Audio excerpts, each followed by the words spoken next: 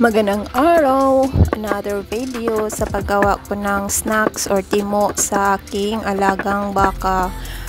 For today's video, ang inahanda ko na snacks ay yung puso ng saging.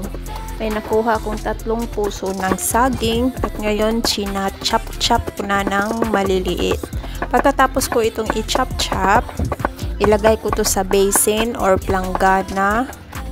Tapos, lagyan ko siya ng tahok, poulard, asin, at saka tubig.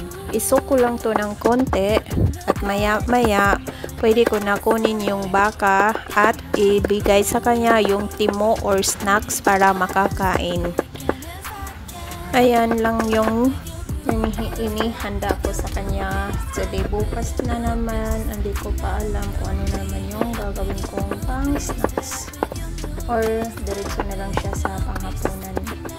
Ang hirap kasi ko maghanap ng pagkain ng alagang baka. Alam nyo na yan pag kayo ay taga-probinsya din at alam kong makarelate din kayo.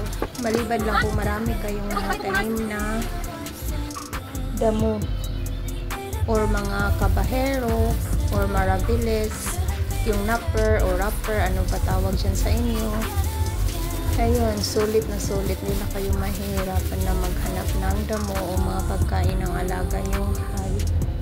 So ngayon guys, sa video makikita niyo dyan na inihanda ko na yung pagkain niya. Nilagyan ko na ng tubig at hayaan ko muna yan ng mga ilang minuto para bumubuka yung mga yung poulard para maging soft at saka matutunaw din yung asin. Tapos pagkatapos kong hinahalo, ayun, pupunta na tayo doon sa kanyang nilalagyan.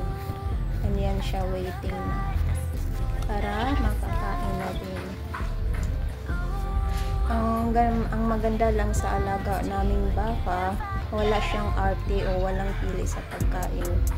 Lahat na pagkain na ibibigay namin sa kanya o mga damo, kinakain talaga niya at sinusulit niya. Wala talagang tira, kaya nakakagana magpakain sa kanya.